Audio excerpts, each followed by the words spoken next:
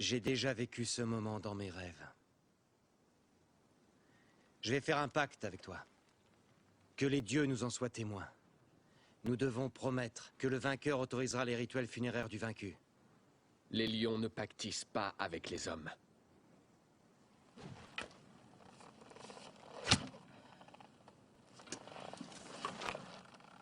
Maintenant tu sais qui est ton adversaire.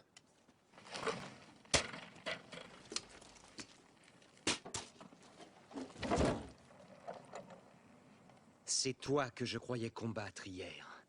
Et j'aurais voulu que ce soit toi. Mais j'ai traité ce garçon avec l'honneur qu'il méritait. C'est avec ton épée que tu lui as fait honneur. Tu n'auras plus d'yeux ce soir, plus d'oreilles ni de langue. Tu vas errer dans les enfers, aveugle, sourd et muet, et tous les morts sauront qui est Hector. Le fou qui a cru avoir tué Achille.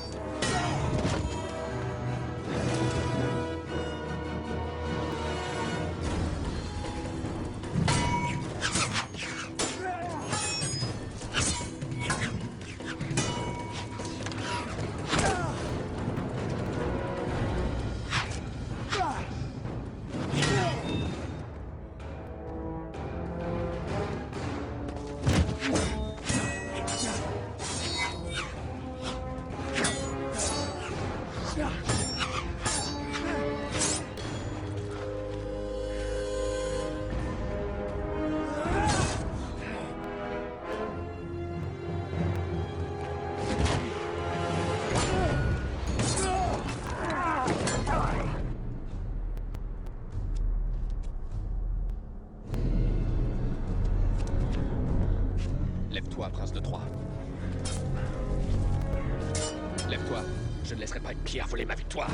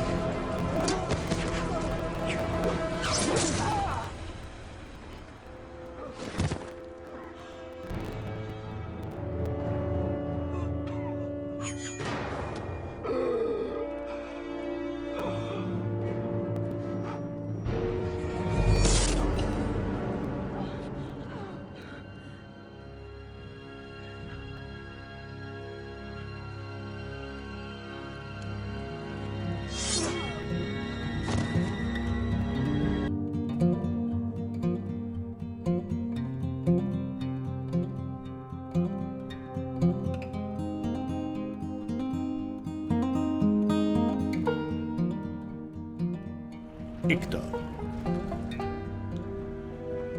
C'est à peine s'il entend la voix de Priam. Priam, qui tend les mains vers son fils, le supplie de faire demi-tour.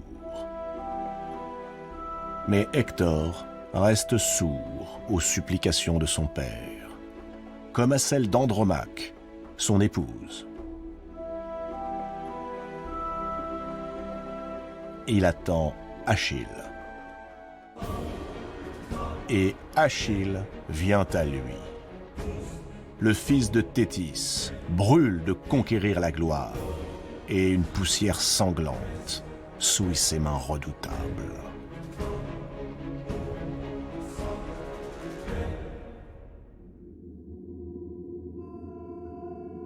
Hector vacille.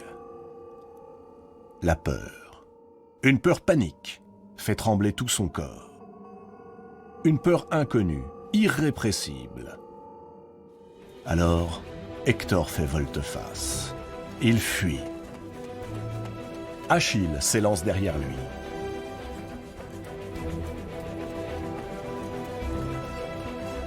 Trois fois, ils font le tour des remparts, sous le regard médusé des hommes et des dieux.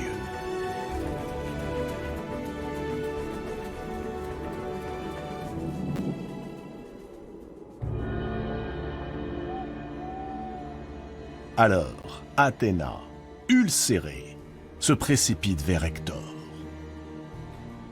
La déesse de la ruse prend l'apparence du frère préféré du prince troyen, le jeune Déiphobe.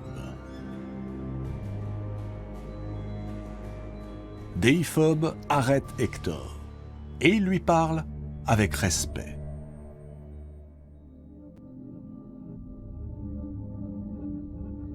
En courant de la sorte, à perdre haleine, il ne peut espérer échapper au courroux d'Achille.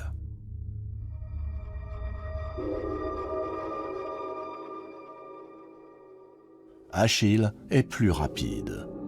Il entend l'épuiser, comme on épuise un animal avant de lui porter le coup fatal, dans le dos. Il faut l'affronter.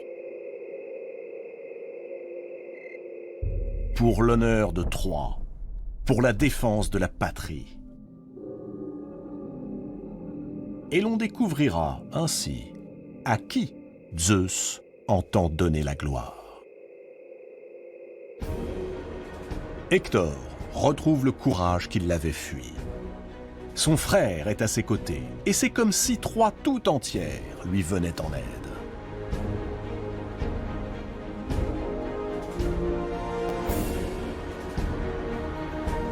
Hector s'immobilise et fait face à Achille. D'une voix calme, il s'adresse à son ennemi. Achille est fils de la divine Thétis, mais il n'est pas invincible. Lui, Hector, a déjà prouvé que son trait pouvait être perçant. S'il triomphe, il prendra les armes illustres de son adversaire. Mais il ne lui infligera nul outrage et rendra sa dépouille aux Grecs.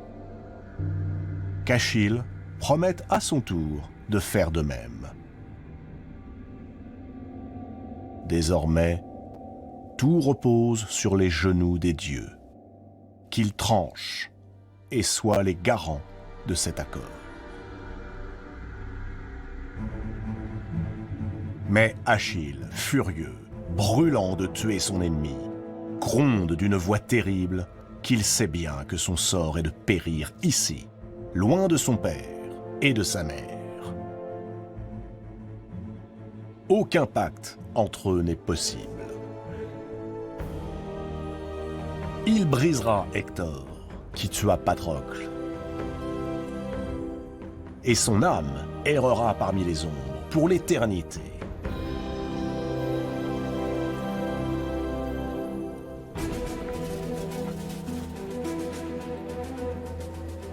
Hector lance sa pique d'airain sur Achille. Athéna, d'un souffle, la détourne vers le bouclier aux 1000 ciselures.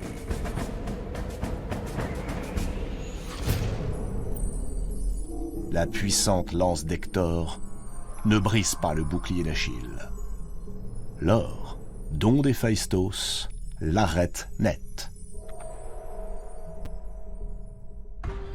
Désarmé, Hector appelle son frère Déiphobe. Il lui demande une nouvelle lance. Mais Déiphobe ne répond pas. Et Déiphobe n'est plus à ses côtés. Alors, Hector comprend. En son cœur, Hector comprend qu'Athéna a pris l'apparence de Déiphobe pour mieux le tromper. Telle est donc la volonté de Zeus et de son fils Apollon, qui naguère le protégeait. Voici maintenant que le destin le tient. Mais non, Hector n'entend pas mourir sans lutter, ni sans gloire, ni sans quelques hauts faits d'armes dont le récit parviendra aux hommes à venir.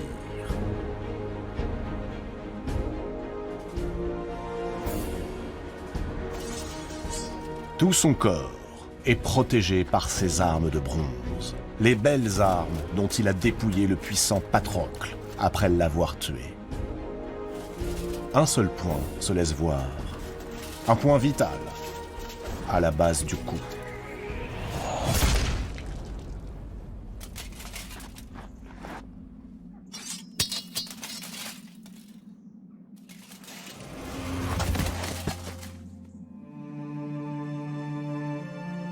La vie quitte le corps d'Hector.